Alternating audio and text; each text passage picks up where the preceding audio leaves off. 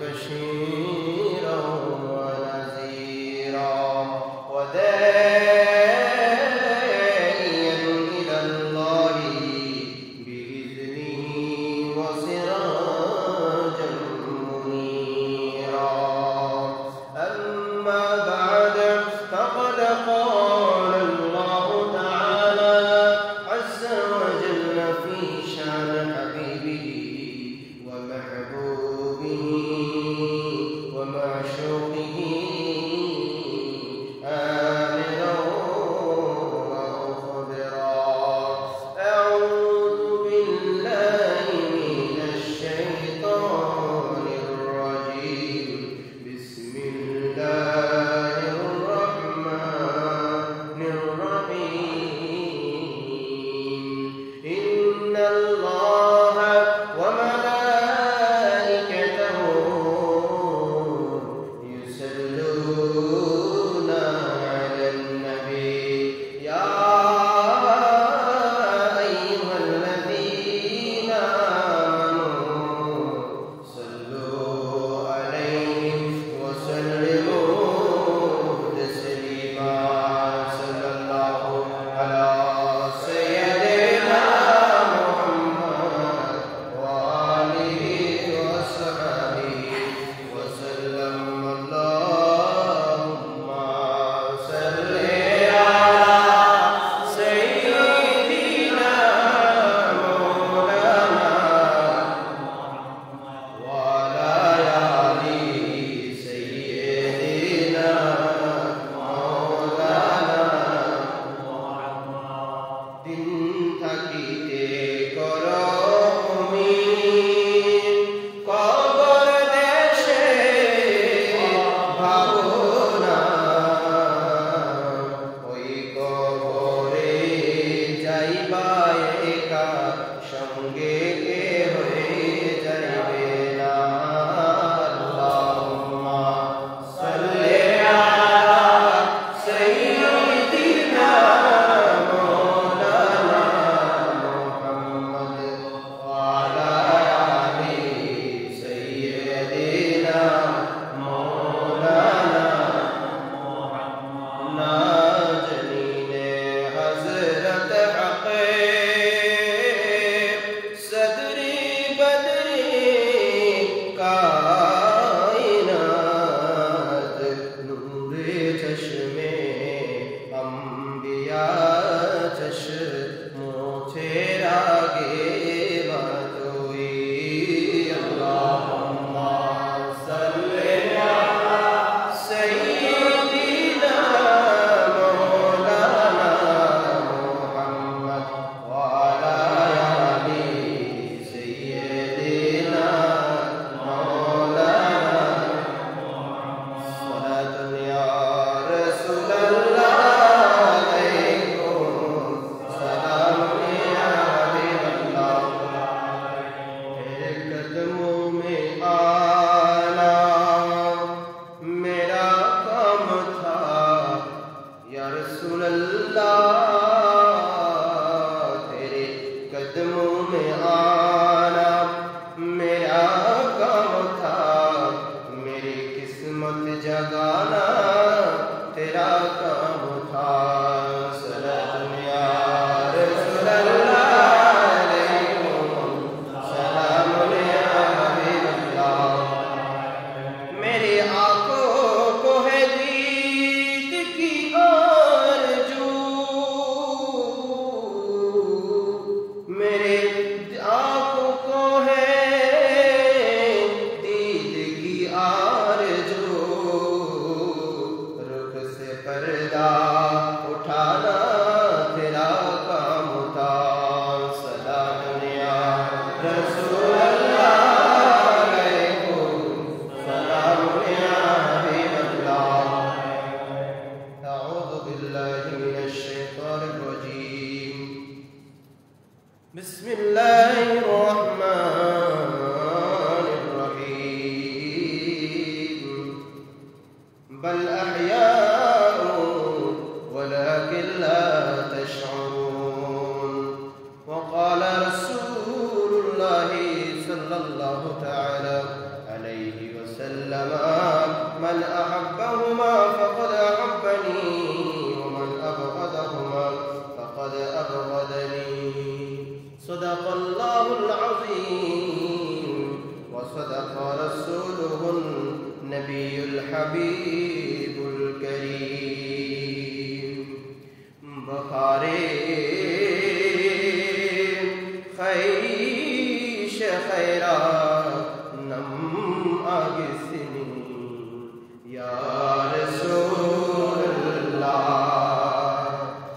بخاري خيش خيرا نم أغثني يا رسول الله परेशानम अगसनी या रसूल अल्लाह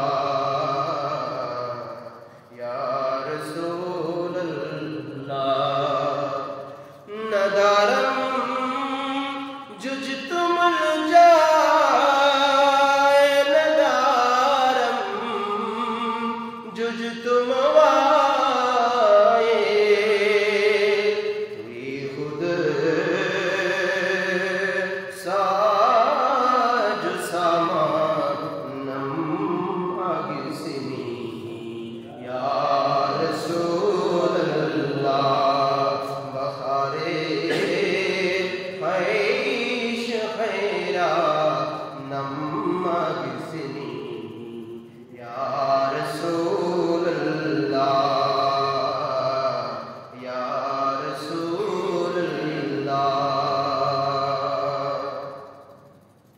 উপস্থিত মুসল্লিয়ানে কেরাম দিগর ব্রাদারান ইসলাম এবং যতটুক আবার আজকের মাইকের আওয়াজের মাধ্যমে যতটুক শোনা যাচ্ছে পর্দার আড়ালের আমার সম্মানিত মা ও বোনেরা সবাইকে আজকের জুমা মুবারকের পক্ষ থেকে জানাচ্ছি মোবারকবাদ এবং সালাম। আসসালামু আলাইকুম ওয়া রাহমাতুল্লাহি ওয়া বারাকাতুহু। প্রিয় উপস্থিত মুসল্লিয়ানে কেরাম, আসুন আমরা সর্বপ্রথম সেই মহান রব্বুল ইজ্জতের দরবারে শুকরিয়া জ্ঞাপন করি যে মহান রব্বুল আলামিন আমাদেরকে আপনাদেরকে সবাইকে এক অনন্য অত্যন্ত সম্মানিত ধর্ম আল্লাহ পাক রব্বুল আলামিনের নিকট অধিকতর প্রিয় গ্রহণযোগ্য একটি ধর্ম ইসলাম ধর্মের মধ্যে আমাদেরকে জন্মগ্রহণ করার তৌফিক দান করেছেন, সেজন্য বলি আলহামদুলিল্লাহ। প্রিয় উপস্থিত মুসল্লিয়ানে কেরাম, সাথে সাথে সেই মহামানব মুক্তির দিশারি রহমতুল্লিল আলামিন নবী সরকারে দো জাহান রহমতুল্লিল আলামিন নবীর রোজা মুবারকে সালাতু সালাম পেশ করছি। সকলে বলি আসসালাতু ওয়াসসালামু আলাইকা ইয়া রাসূলুল্লাহ, আসসালাতু ওয়াসসালামু আলাইকা ইয়া হাবিবাল্লাহ, আসসালাতু ওয়াসসালামু আলাইকা সাইয়্যিদি ইয়া রাহমাতাল লিল আলামিন। আল্লাহ পাক রব্বুল আলামিনের প্রশংসার করে সর্বপ্রথম যে হকটি রয়েছে সেটা হচ্ছে রাসূল পাক সাল্লাল্লাহু আলাইহি ওয়াসাল্লামের প্রতি দুরূদ ও সালাম পেশ করা।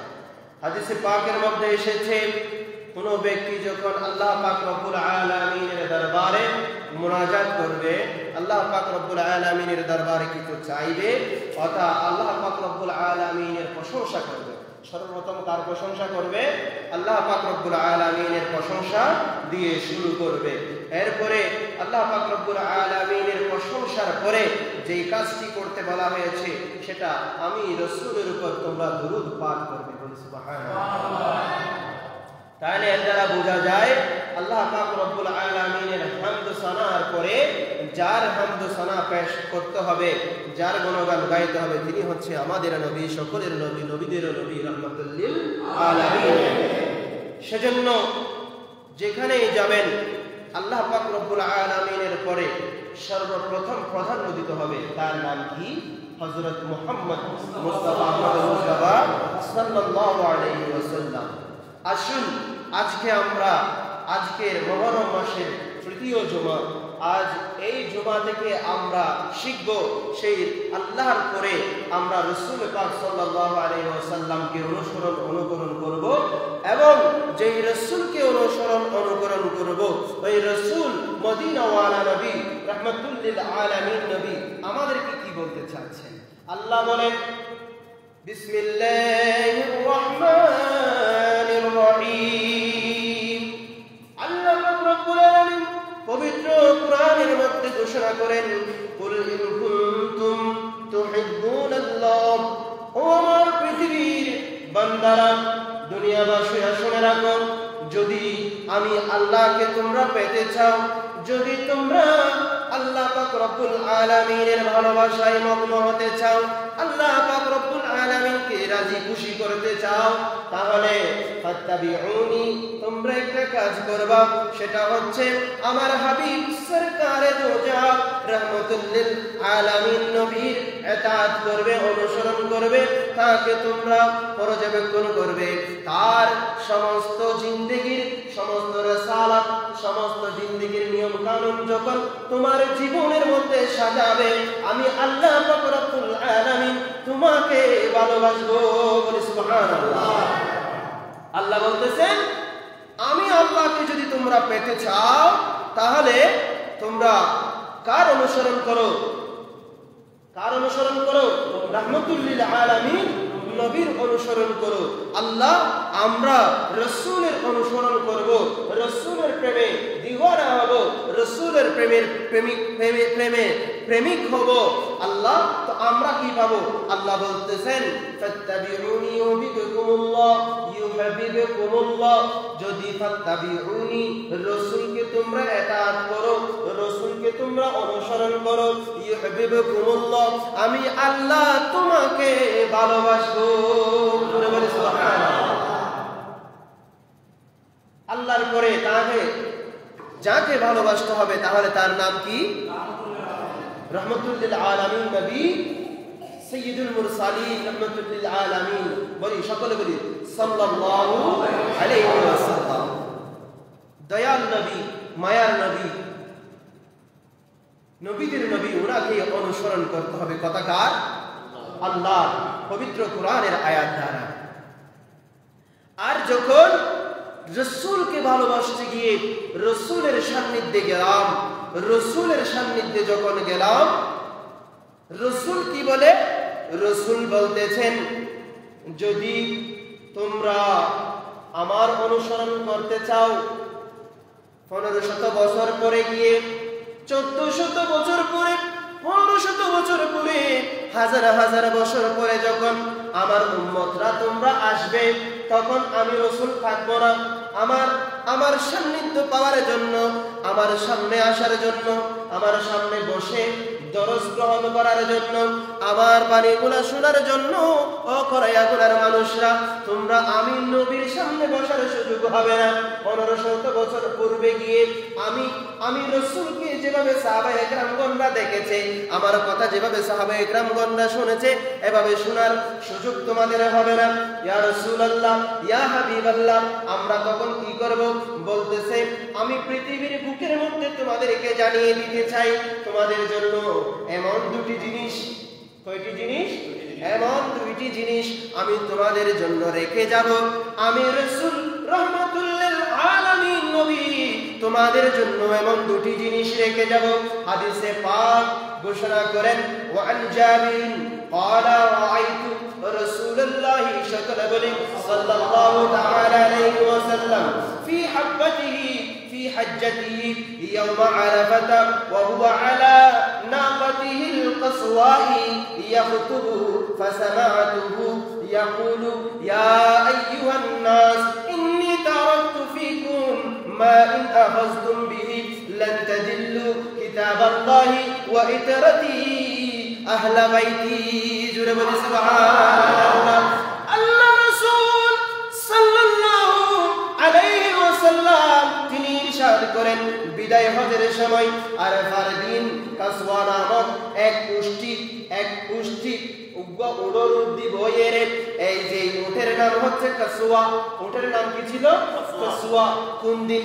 সেই দিনটি ছিল ইয়াউমে আরাফা, বিদায় হজের সময় আল্লাহ রাসূল সাল্লাল্লাহু আলাইহি ওয়াসাল্লাম কসওয়া নামক উটের উপরে বসে বিদায় হজের সময় ভাষণ দিচ্ছে, সবাইকে বলতেছে।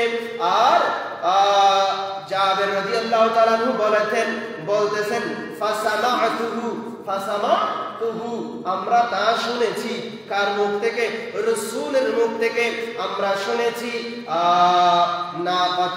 আলা নাফাতিহিল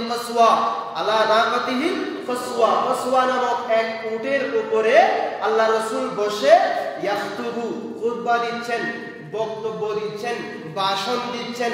ফাসামাতুহু, অতঃপর আমরা সেখান থেকে শুনেছি, তা আমরা শুনেছি। ইয়াকুলু, তিনি বলেছেন, কে বলেছেন? রাসূল বলেছেন, ইয়া আইয়ুহান নাস, ও মানুষ সকল শুনে রাখো, ইন্নী, নিশ্চয় আমি, ছেড়ে দেওয়া। এখানে ছেড়ে দেওয়া আসবে না, আল্লাহ রাসূল এটা বুঝাইতে চাচ্ছেন আমি রেখে যাচ্ছি। আমি কি যাচ্ছি? রেখে যাচ্ছি। ইন্নী তারাকতু, আমি রেখে যাচ্ছি, ফিকুম, তোমাদের মধ্যে, তোমাদের মাঝে, মা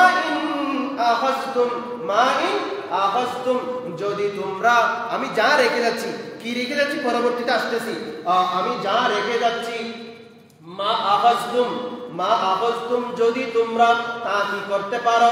ধারণ করতে পারো, যদি তোমরা তা আঁকড়ে ধরতে পারো, যদি তোমরা তা গ্রহণ করতে পারো, বিহি লান তাদিল্লু, তোমরা কখনো পথভ্রষ্ট হবে না।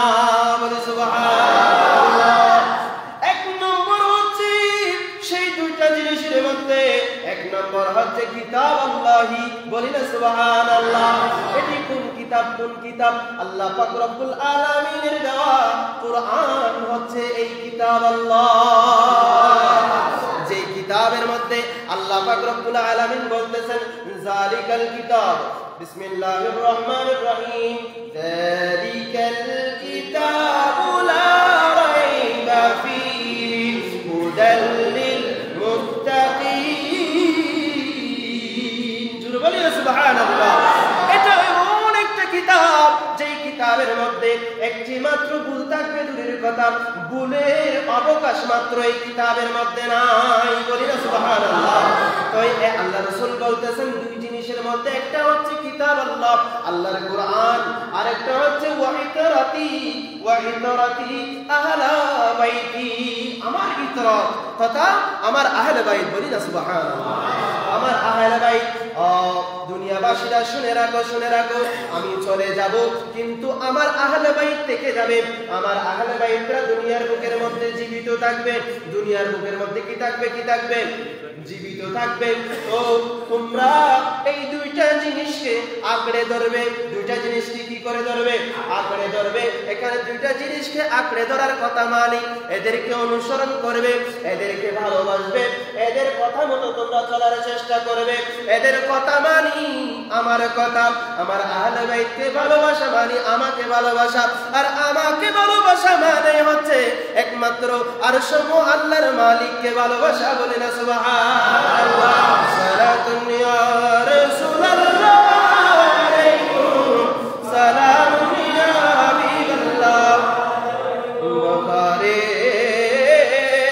খায়শ খায়রা নাম্মাগিসিনি ইয়া রাসূলুল্লাহ, পরেশানম আগিসনি ইয়া রাসূলুল্লাহ, সালাতুন ইয়া রাসূলুল্লাহ আলাইকুম, সালামুন ইয়া হাবিবাল্লাহ। আল্লাহ রাসূল বলতেছেন তোমরা এই দুই জিনিসকে আঁকড়ে ধরবে, আমার আহলে বাইত এবং কুরআন। কুরআন আমাদের মাঝে আছে না নাই? কুরআন আমাদের মাঝে আছে না নাই? কুরআনের মধ্যে দুনিয়াবি, আখিরাবি, উখরাবি, আখিরাতের এবং দুনিয়ার সমস্ত বর্ণনা কুরআনের মধ্যে আছে না নাই?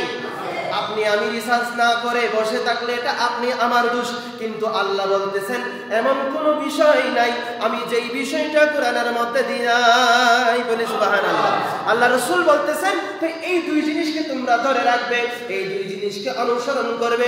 দুই জিনিসকে অনুসরণ করলে কোনোদিন তোমরা লান তাদিল্লু, লান তাদিল্লু ব্যবহার করেছেন। লান যুগে এখানে মুজারা সিগা এসেছে, লান তাদিল্লু, তোমরা কি হবে না? পথভ্রষ্ট হবে না, জাহান্নামী হবে না। এক কথায় কি হবে না? জাহান্নামী হবে না। তার মানে বোঝা যায় আল্লাহ রাসূলের এই হাদিস দ্বারা যারা আহলে বাইতের পক্ষে থাকবে, যারা আহলে বাইতকে অনুসরণ করবে, যারা আহলে বাইতকে ভালোবাসবে, যারা এই মুহররম মাসের মধ্যে আহলে বাইতের ভালোবাসাকে মানুষের কাছে প্রকাশ করবে, তারাই হচ্ছে জান্নাতি। কি ঠিক কিনা বলেন? ঠিক না বেটে? আর একদল, এমন একটি দল রয়েছে, আপনারা চোখ বুলালে দেখবেন, আমরা একদল মানুষ যারা আহলে বাইতকে ভালোবাসি, রাসূলকে ভালোবাসি, মুহররম মাস আসলে শাহাদায়ে কারবালার মাহফিলের আয়োজন করি কি করি না?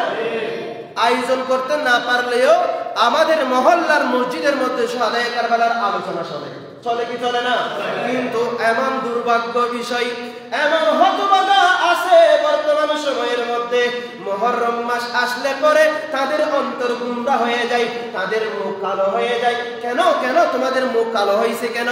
তাদের থেকে বলতে হবে না, আল্লাহ রাসূল কারবালার দিকে অনুসরণ করে বলতেছে, কারবালার মধ্যে দুইটা দল ছিল, একটা হচ্ছে ইয়াজিদি দল আর একটা হচ্ছে হুসাইনি দল। একটা কি দল? ইয়াজিদি দল আর একটা হচ্ছে হুসাইনি দল। এখন বলেন তো, হুসাইনি দল মুসলমান নাকি ইয়াজিদি দল মুসলমান, নাকি দুজন মুসলমান? হুসাইনি দল দুনো দল মুসলমান, দুনো দল মুসলমান। দুজনে মিলিত হয়ে সম্মিলিতভাবে ইমাম মুসলিম ইবনে আকিল রাদিয়াল্লাহু তাআলা আনহুর পিছনে একসাথে জামাতের মধ্যে নামাজ আদায় করেছে, একসাথে জামাতের নামাজ আদায় করেছে। এখন বলেন তো, এখন থেকে একটা জিনিস আপনাদেরকে ওয়াজ করি, আপনাদেরকে বর্ণনা করি, আপনাদের ভালোভাবে বুঝে আসবে।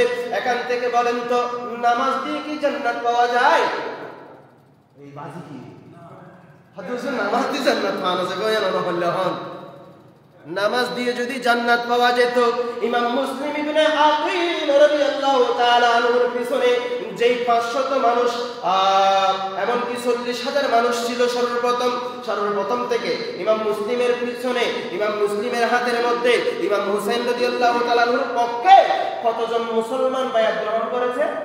40,000 এবং প্লাস, 40,000 এবং প্লাস মুসলমান ইমাম হুসাইন রাদিয়াল্লাহু তাআলা আনহুর পক্ষ হয়ে ইমাম মুসলিম ইবনে আকিল, এটা ইমাম হুসাইন রাদিয়াল্লাহু তাআলা আনহুর চাচাতো ভাই, উনাকে দূত হিসেবে, উনাকে বার্তাবাহক হিসেবে পাঠিয়েছিলেন ইয়াজিদের কাছে, কুফাবাসীর কাছে দূত হিসেবে পাঠিয়েছিলেন। কুফার যে পরিবেশ, এই পরিবেশ দেখার জন্য, যে আসলে কি আমি ইমাম হোসেনকে কুফাবাসীরা মহব্বত করে কিনা, এটা দেখার জন্য, পরীক্ষা করার জন্য। গভীর মনোযোগ, আপনারা এখানে গভীর মশালার মধ্যে এসেছেন, এটা বুঝবেন না, যাদের ঈমান প্রকট একদম মজবুত আছে এরাই বুঝবেন। আমি আসতেছি, নামাজ দিয়ে যে জান্নাত পাওয়া যায় না, এটা আজকে এখানে প্রমাণ করব কুরআন এবং হাদিস দ্বারা, বলি ইনশাআল্লাহ। তো ইমাম হুসাইন রাদিয়াল্লাহু তাআলা আনহুর পক্ষ হয়ে ইমাম মুসলিম ইবনে আকিল, তুমি সমঝ আছে না? ভালো করে শুনি রাখুন। ইমাম মুসলিম ইবনে আকিল রাদিয়াল্লাহু তাআলা এর পিছনে মাগরিব পর্যন্ত, মাগরিবের নামাজ পর্যন্ত 500 জন মানুষ নামাজ পড়েছে। মুসলমান, সবাই মুসলমান। মসজিদের মধ্যে 40,000 হতে নিয়ে আস্তে আস্তে কমতে যারা মুসলমান, নামদারি মুসলমান, যাদের কাছে নামাজ রয়েছে, যাদের কাছে রোজা রয়েছে, যাদের কাছে হজ রয়েছে, যাদের কাছে যাকাত রয়েছে, সমস্ত আমল থাকার পরেও আল্লাহ রাসূল বলতেছেন, সেই দিন যারা আমার হুসাইনের পক্ষে ছিল,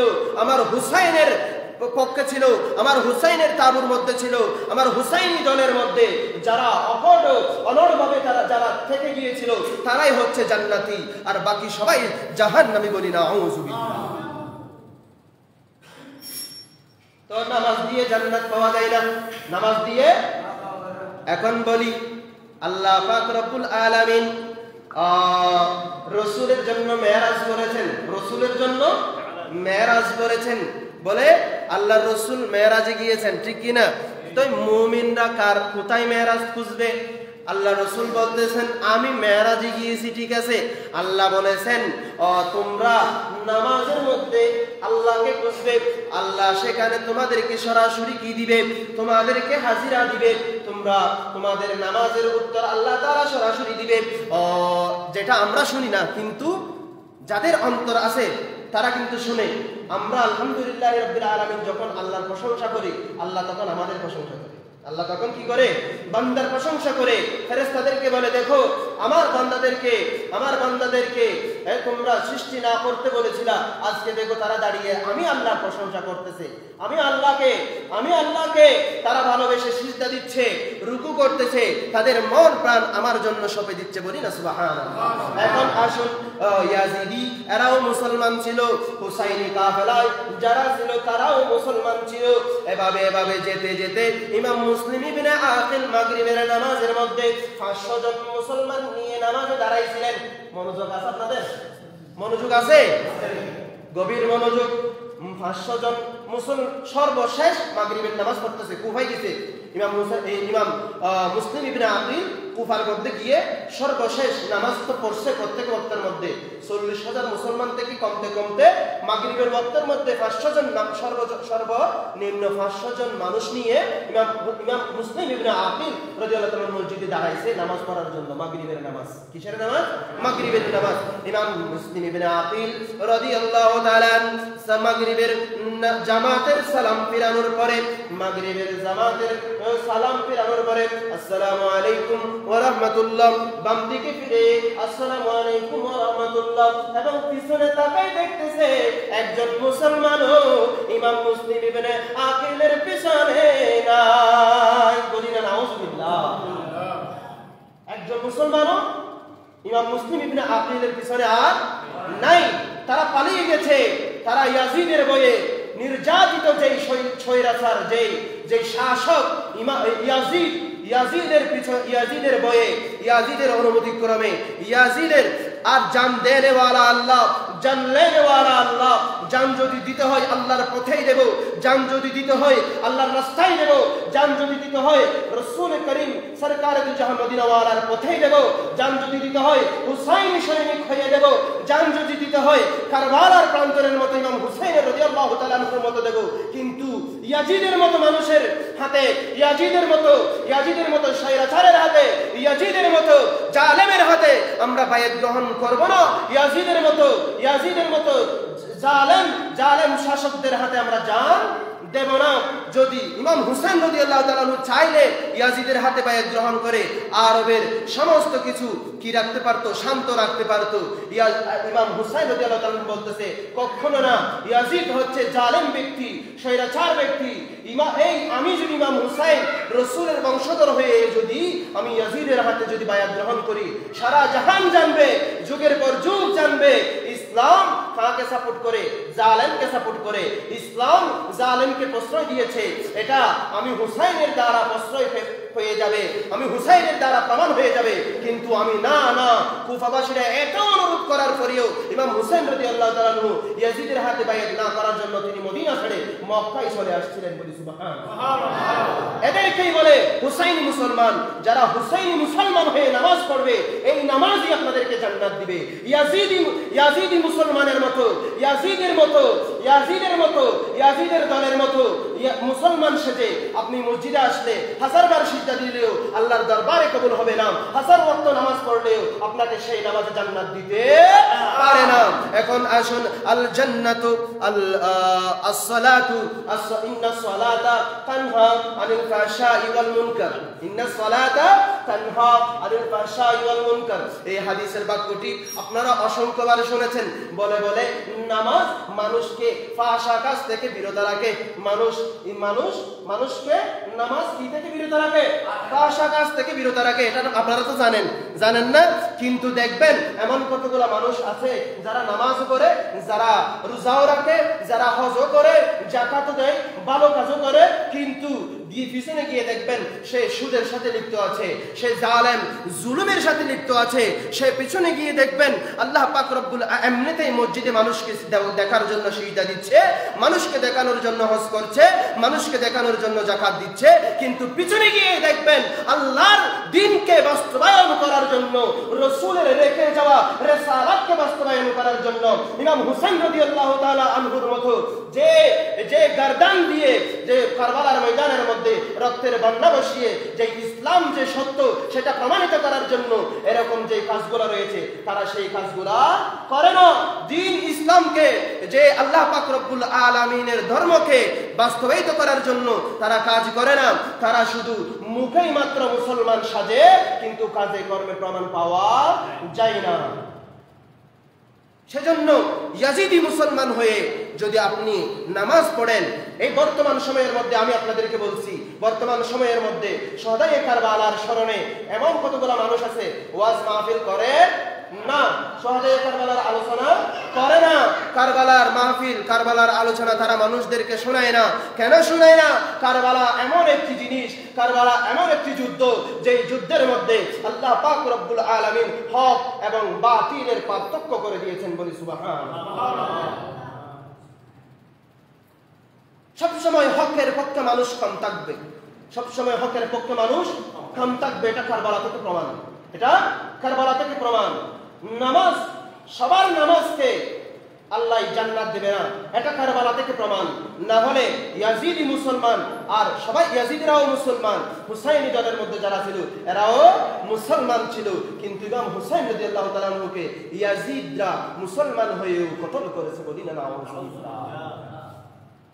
এটাই হচ্ছে তার প্রমাণ। আপনি যদি ঈমান নিয়ে হুসাইনি মুসলমান, হুসাইনের সুন্নাহকে ধারণ করে, আহলে বাইতের সুন্নাহকে ধারণ করে, রাসূলের সুন্নাহকে ধারণ করে, আপনি আপনার ঈমানকে ঠিক করে আল্লাহর হাবিবের উপর ভালোবাসা রেখে, ইমাম হুসাইন রাদিয়াল্লাহু তাআলার প্রতি ভালোবাসা রেখে, এতে আহলে বাইতের ভালোবাসা অন্তরে ধারণ করে আপনার নামাজের জন্য যখন দাঁড়াবেন, আল্লাহ পাক রব্বুল আলামিন বলতেছেন আমি সেই নামাজকে দাঁড়ানোর আগেই কবুল করেছি। এটা কি কোত্থেকে প্রমাণ আসে? কোরআন থেকে প্রমাণ আসে। ওই সর্বপ্রথম যে আয়াতটি আপনাদেরকে পড়েছি, কুল ইন কুনতুম তুহিব্বুনাল্লাহ ফাত্তাবিউনি ইউহিব্বুকুমুল্লাহ, এখান থেকে গভীর আলোচনা, জুমার আলোচনায় আমি আমার আলোচনা করে আমি কি পাই না? তৃপ্তি পাই না। এটা সত্য কথা। অনেক দেরি হয়ে যায় আমার থেকে, এরপরে আমি আলোচনা শেষ করতে পারি না। কুল ইন কুনতুম তুহিব্বুনাল্লাহ, আল্লাহ বলতেছেন আমাকে ভালোবাসতে চাইলে আমার হাবিবকে ভালোবাসো।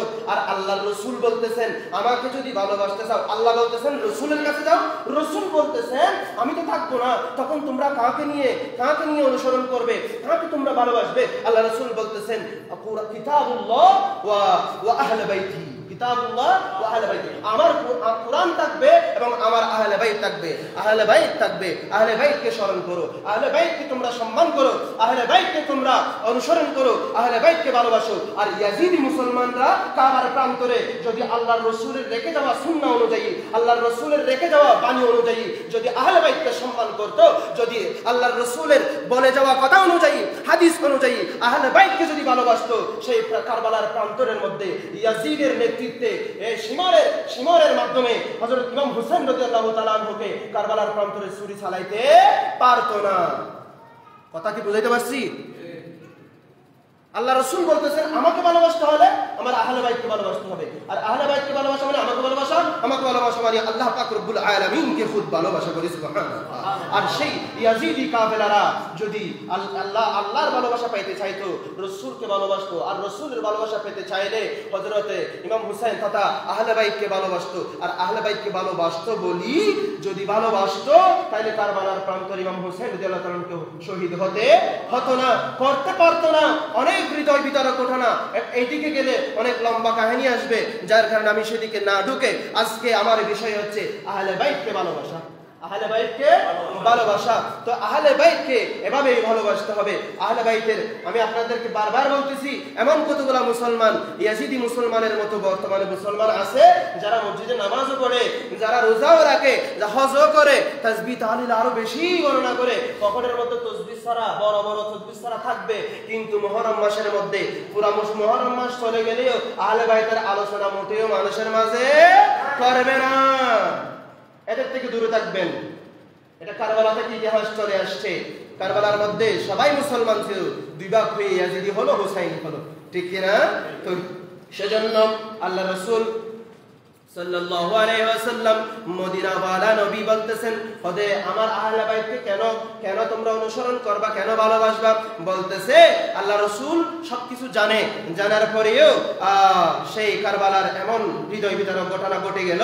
আল্লাহ রাসূল বলতেছেন আল হাসান ওয়াল হুসাইন সাইয়্যিদা শাবাবি আহলুল জান্নাহ, তোমরা আমার আহলে বাইতকে ভালোবাসবে। অনেকে তো আহলে বাইত সম্পর্কে জানে না, আহলে বাইত চেনেও না। আহলে বাইত সম্পর্কে আল্লাহ রাসূল বলতেছেন আল হাসানু আহলু বাইতি, হাসানু আমার কি আহলে বাইত, ওয়াল হুসাইনু হুসাইনু আমার আহলে বাইত, ওয়াল ফাতিমাতু ফাতিমা রাদিয়াল্লাহু তাআলা আনহাও আমার আহলে বাইত, ওয়া আলিয়ুন আলিও আমার আহলে বাইত। এদেরকে তোমরা অনুসরণ করবে, এদেরকে তোমরা ভালোবাসবে, এদেরকে ভালোবাসলেই তোমরা জান্নাত নিশ্চিত পাবে। আল্লাহ রাসূল বলতেছেন শাবাবি আহলিল জান্নাহ হাসান এবং হুসাইন, এরা দুজনেই জান্নাতের যুবকদের সরদার হবে। বলি না সুবহানাল্লাহ। রাসূলের কথা কি মিথ্যা হতে পারে? মিথ্যা হতে পারে না। সেজন্য হাসান হুসাইন যদি, ইমাম হাসান হুসাইন যদি জান্নাতের যুবকদের সরদার হতে পারে, আমরা তাকে অনুসরণ করলে জান্নাত পাবো নাকি জাহান্নাম পাবো? জান্নাতি মানুষকে অনুসরণ করলে অবশ্যই আমরা জান্নাত পাবো, ঠিক কি না? সেজন্য আহলে বাইতকে মহব্বত করার দরকার আছে না নাই? আছে। তো ফাতিমা সম্পর্কে কি বলতেছেন আল্লাহ রাসূল সাল্লাল্লাহু আলাইহি ওয়াসাল্লাম? ফাতিমা সম্পর্কে বলতেছেন ফাতিমাতু সাইয়্যিদাতু নিসাই আহলিল জান্নাহ। জোরে বলেন সুবহানাল্লাহ।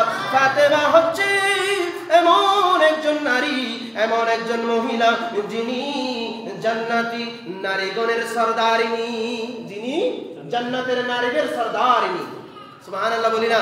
তো মহিলারাও যদি ফাতেমা আম্মাজানকে যদি কি করে অনুসরণ করে, জান্নাতি মানুষের অনুসরণ করলে মহিলারাও কোথায় যাবে? জান্নাতে যাবে। তাইলে আহলে বাইতের অনুসরণ অনুকরণ ভালোবাসার দরকার আমাদের হুসাইনি মুসলমান হিসেবে দরকার আছে না নাই? আছে। আল্লাহ পাক রব্বুল আলামিন, আল্লাহ পাক রব্বুল ইজ্জত আমাদেরকে আহলে বাইতের অনুসরণ করার তৌফিক দান করুন। আহলে বাইতকে অন্তর থেকে হৃদয় দিয়ে মন প্রাণ উজাড় করে ভালোবাসার তৌফিক দান করুন। আমাদের সবাইকে কাল কিয়ামতের ময়দানে হুসাইনি কাফেলার মুসলমান হিসেবে, হুসাইনি মুসলমান হিসেবে কাল কিয়ামতের ময়দানে আল্লাহর দরবারে আল্লাহ রাসূলের সামনে উঠতে পারার মতো তৌফিক দান করুন। সেই কারবালার ময়দানের মধ্যে মুসলমানের সংখ্যা ছিল মাত্র 22 জন। মাত্র কয়জন? 82 জন। সরি, কতজন? 82 জন।